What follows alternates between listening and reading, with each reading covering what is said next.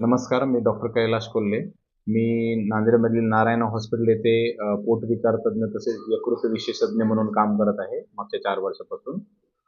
साधारण आमच्याकडे एक ऑक्टोबर-नोव्हेंबरच्या महिन्यात एक 50 वर्षीय इसम आले होते. त्यांना लिव्हरचा यकृताचा सिरोसिस नावाचा एक आजार झाला होता आणि त्याच्यामध्ये आम्हाला असं आढळलं, की पूर्वी पेशंटला व्यसनामुळे ते झालं होतं, पण पेशंट व्यसनापासून जवळपास साधारण 1.5-2 वर्ष दूर होता.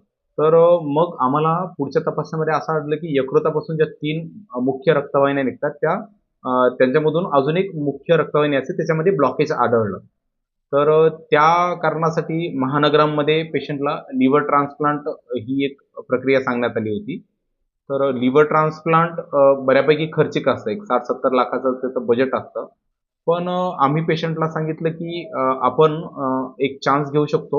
आपण ह्या ज्या रक्तवाहिनीतला अडथळा आहे, आपण त्याला कुठलंही ऑपरेशन न करता अँजिओग्राफी या टेक्निकद्वारे त्याला आपण दूर करू शकतो. त्याला आपण हेपॅटिक व्हेनस अँजिओप्लास्टी असं म्हणतो.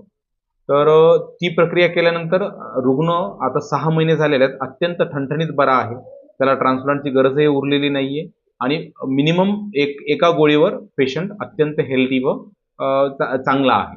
अशा केसेसमध्ये यकृत ट्रान्सप्लांटची गरज लागते, नाही असं नाही. पण आपण अशा पेशंट्समध्ये त्यापूर्वी एक चान्स घेऊ शकतो, की बाबा हे जर अडथळा दूर केला, तर बऱ्यापैकी 30 ते 40% पेशंट बिना ट्रान्सप्लांटचंही ठीक राहू शकतात. आम्ही तो चान्स घेतला आणि त्याचं आपल्याला चांगलं फळ मिळालेलं आहे. अच्युत बन सरांचे चिरंजीव म्हणजे डॉक्टर अमित बन हे इंटरनॅशनल रेडिओलॉजिस्ट म्हणून काम करतात. इंटरनॅशनल रेडिओलॉजिस्ट म्हणजे क्षकिरण क्षेत्रातली ही ॲडव्हान्स डिग्री आहे. त्या डिग्रीद्वारे आपण असे जे रक्तवाहिन्यांचे अडथळे आहेत किंवा पायाला कधी-कधी रक्तवाहिन्या मोठ्या झाल्यामुळे व्हेरिकोज वेन वगैरे म्हणतात. त्याला आपण बिना टाका ह्या सर्जरीज करतात. म्हणजे बिना टाका मिनिमली इन्व्हेसिव्ह ज्याला आपण टेक्निक्स असं म्हणतो.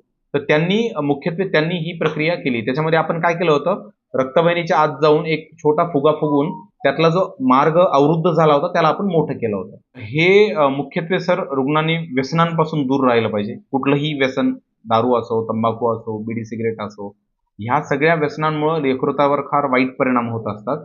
तर जितकं आपण याच्यापासून दूर राहू तितका फायदा आहे. तसेच आजकाल दारू सोडूनही लठ्ठपणामुळे पण लिव्हरवर परिणाम व्हायला लागला. आज तुम्ही बघा 10 पैकी जवळपास 6-7 म्हणजे तरुण म्हणा, तरुणी म्हणा, मुलं म्हणा हे लठ्ठ आहेत. लठ्ठपणामुळे काय होतं लिव्हरमध्ये चरबी साठवून लिव्हरमध्ये बऱ्यापैकी चरबी साठवून लिव्हर खराब होण्याचं प्रमाण वाढलेलं आहे. तर हे कमी व्हावं यासाठी लठ्ठपणा आपण नियंत्रणात आणला पाहिजे. आमच्या मुख्य नारायण टीममध्ये होती. आमच्या इथं कॅथ लॅब म्हणून आहे. कॅथ लॅबमध्ये आम्ही प्रक्रिया केली. डॉक्टर अमित सरांचंही मला मुख्य प्रक्रिया अमित सरांनी केली. बाकीचं ट्रीटमेंट प्री आणि पोस्ट प्लास्टी आम्ही फॉलोअपमध्ये घेतला. आमच्या टीममध्ये मुख्यत्वे doctor Ajit Kabde sir, doctor Vijay Misale sir, doctor Aditi Kabde madam, doctor Chaitanya Yerawar sir, तसेच आमचे फिजिशियनचे डॉक्टर अमोल गोरे, गणेश काळे आणि शिमान अन्सारी या सर्वांचं मला याच्यामध्ये खूप मुख्य सहकार्य लाभलेलं आहे.